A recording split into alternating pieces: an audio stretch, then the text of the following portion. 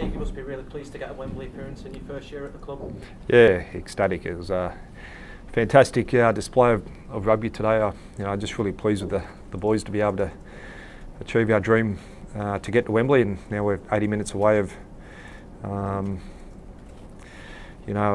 creating history again, which has been our goal since November, is when we come together as a group. And we spoke about all week about Leeds Rhinos football team and on what they could produce on a big stage. They've been the benchmark over the last 10 years, and there's certainly still got a lot of very good football players in that team, and I'm just really pleased that the guys went out there and executed the game plan. Tommy's trying that first half was a big momentum shift, wasn't it? Yeah, it was. The one off the scrum, the 90 metre, yeah, it was. And I think we just got James, he bounced and had to go back and then put a bit of pressure on the other two defenders. But yeah, I was just really pleased with the players executing the game plan, and there was a lot of space on edges, and it wasn't the plan. It was to go through them and break them through that, and yeah, I'm just really pleased for them. Steve, last week we had Lee Breeze on the show, and he said the change at Warrington has been down to the culture you've put into the boys. Are you happy with how the squad's coming together at the right time of year? You've gone pretty much under the radar. People have been talking the Saints up and the Cats team last year. Do you feel like you're in a position now to obviously win the Challenge Cup, then go on and maybe do the same in the grand final? Yeah, that's always the plan, Alex. We're it's not about myself. It's all about the playing group and the club, and always knew with a big change that it was always going to take a little bit of time. Especially missing a lot of plays through the international game in the pre-season, and each week we're getting better and better. And we had a really good performance against Wigan not so long ago in Challenge Cup. Another strong performance today, and I definitely feel we've still got a few more levels to go. So, yeah. I think your recruitment's been fantastic this year. You see some of the boys we've made up still, but the main man who I see just turns on every week is Josh Charnley. What's he brought to the squad on the field and off the field? Just a complete winner. Every actions he does when we're at training, I actually never seen him have a bad training session since he's come to us. He challenges his men around him, and he's just a life of the party, and he's always bubbly and bouncing around. And a bloke who doesn't get a lot of raps too is a bloke called Jack Hughes in our team. He does all our dirty work, and I thought he was fantastic getting out there today. You asked for ruthlessness during the week, Steve. Was that ruthless enough for you?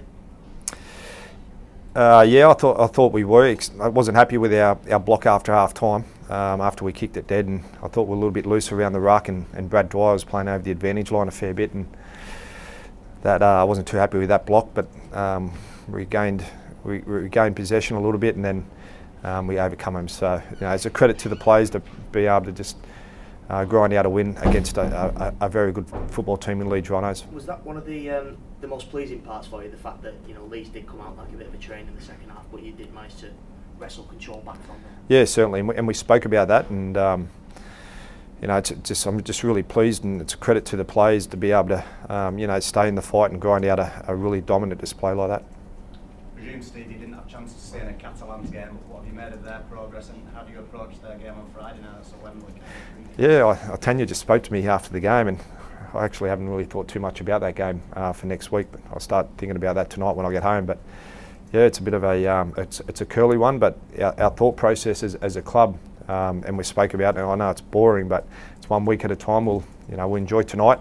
Now we've got really important position now to cement a top 4 in Super League, so we'll get our heads around that tomorrow morning. Steve, Ben Westwood keeps telling me he's not going to retire. Do you think he's done enough this year to go around again? Well, it could be a little breaking story here, Alex. I spoke to Ben 2 weeks ago, and if he keeps producing those type of performances, the big fella, he'll be a Warrington Wire next year. Fantastic. But not your goal kicker, Steve? Not me goal kicker. Oh. That was rat's ass, that kick, wasn't it? Yeah, but he's just a terrific bloke to have around, Ben. He's the ultimate warrior, isn't he? There's not too many of those guys around left in the game.